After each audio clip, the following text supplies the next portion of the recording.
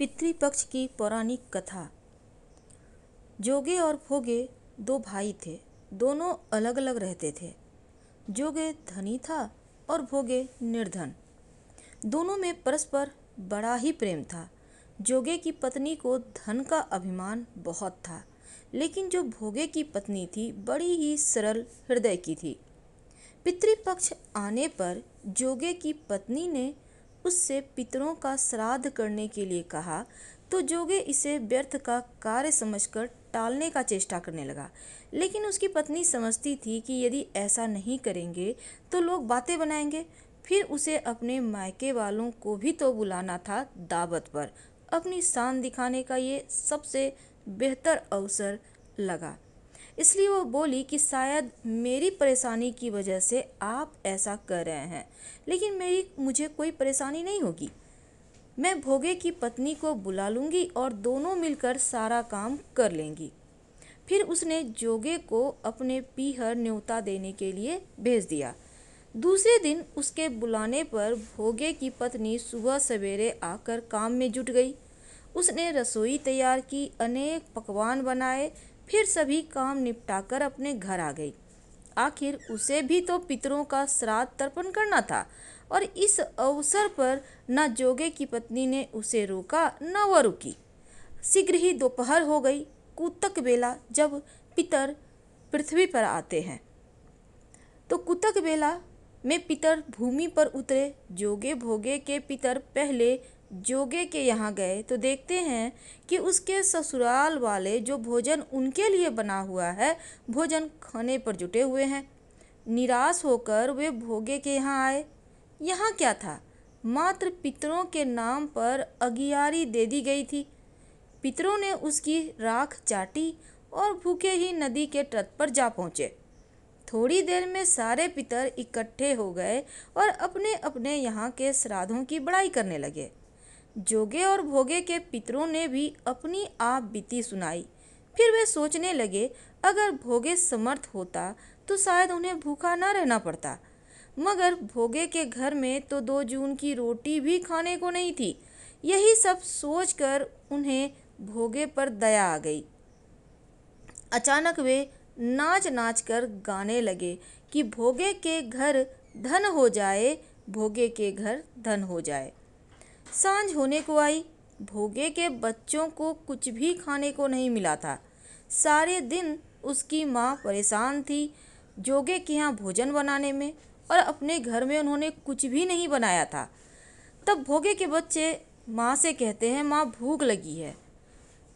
तो भोगे की पत्नी उन्हें टालने की गरज से भोगे की पत्नी ने कहा, जाओ आंगन में हौदी आंधी रखी है, उसे जाकर खोल लो और जो कुछ मिले बांट कर खा लेना। बच्चे वहां पहुंचे तो क्या देखते हैं, हौदी मोहरों से भरी पड़ी है। वे दौड़े दौड़े माँ के पास पहुंचे और उनसे सारी बात कही। आंगन में आकर भोगे की पत्नी ने सब कुछ देखा, वो भी हैरान रह गई। इस तरह भोगे भी धनी हो गया, मगर धन पाकर वह घमंडी नहीं हुआ। दूसरे साल पितृपक्ष आया। श्राद्ध के दिन भोगे की स्त्री ने 56 प्रकार के व्यंजन बनाए, ब्राह्मणों को बुलाकर श्राद्ध किया, भोजन करवाया, दक्षिणा दी और जेठ जेठानी को सोने चांदी के बर्तनों में भोजन करवाया। इससे पितृ बड़े प्रसन्न और तृप्त हुए। पितृपक्ष में एक और कथा सुनने का विधान है। राजा परीक्षित से जब ऋषि समीक का अपमान हो गया और ऋषि जो श्रृंगी ऋषि थे उनके कारण 7 दिन में सर्पदंश से मृत्यु का श्राप मिला, तो सभी ऋषि मुनियों एवं महापुरुषों ने श्राप से मुक्ति के जो उपाय बताए वे प्रभावहीन रहे। जब सुखदेव महाराज ने उन्हें भागवत का पारायण कराया तो कथा का विश्राम होते होते परीक्षित का भय दूर हुआ और उन्हें सद्गति प्राप्त हुई। विभु महाराज ने इसी क्रम में धुंधकारी के प्रेत योनि में जाने की कथा का भी उल्लेख किया है। बार बार श्राद्ध करने के बावजूद धुंधकारी की मुक्ति न हो सकी और वह प्रेत बन गया। मार्कंडेय पुराण, गरुड़ पुराण एवं पितृ श्राद्ध से संबंधित ग्रंथों में पितृदोष और पितृलोक का वर्णन आता है। स्वयं ब्रह्मा ने भी पितृदोष की मुक्ति के बारे में बताया है। ब्रह्मदेव के कहने पर रुचि प्रजापति ने पितरों की श्रद्धापूर्वक स्तुति की थी, जिसके फलस्वरूप उसे सुंदर पत्नी और रौच्य मनु के रूप में पुत्र की प्राप्ति हुई। पितृपक्ष में श्रीमद् भागवत कथा सुनने से पितृदोष से मुक्ति मिलती है। विशेषकर पितृपक्ष में श्रवण ही पितृदोष से मुक्ति दिलाता है। श्रीमद् भागवत कथा आप सुन भी लें तो, और इसका पाठ करने से पितरों को मोक्ष मिलती है। तो श्रीमद् भागवत का पाठ करें या फिर सुने। भगवान श्री कृष्ण ने कहा है कि आत्मा कभी नहीं मरती, बस ये एक शरीर से दूसरे शरीर में बदलती रहती है। इसलिए आप अपने पूर्वजों को जब भी कुछ अर्पित करते हो तो वो उन्हें मिलता है। दानवीर कर्ण, जिनके नाम के आगे ही दानवीर था, उन्होंने पूरी उम्र बहुत दान किया। जो भी उससे कुछ मांगता उसे जरूर मिलता। और कर्ण जब परलोक गए तो वहाँ उन्हें सब कुछ दोगुना दिया गया कि उन्होंने दान किया था। लेकिन वो सब हीरे जवाहरात, सोने, चांदी थे। कर्ण को कुछ भी खाने को नहीं मिला, क्योंकि उन्होंने कभी भोजन का दान किया ही नहीं था। कर्ण भूख से व्याकुल हो गए। अंत में यमराज की विनती करके धरती पर जाकर फिर से दान करने की आज्ञा मांगी।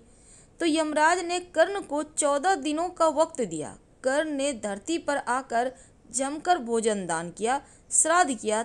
जब कर्ण परलोक वापस आया तो उसके पास खाना पहुंच चुका था। इसलिए हिंदू धर्म में भोजन का दान करना बहुत शुभ माना गया है और श्राद्ध के दौरान गरीबों को भोजन कराना चाहिए और इन्हीं के जरिए हमारे पूर्वजों को सीधे खाना पहुंचता है।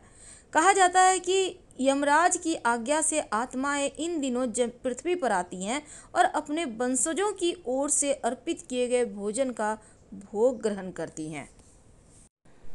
एक और कथा आती है। पौराणिक कथा के अनुसार त्रेता युग में इंद्रदेव के पुत्र जयंत ने कौवा का रूप धारण किया था। उस कौवा ने एक दिन सीता जी के पैरों में चोंच मार दी। यह घटना राम जी देख रहे थे। उन्होंने एक तिनका चलाया तो वह कौवा की एक आंख में जाकर लग गया। इससे उसकी एक आंख खराब हो गई।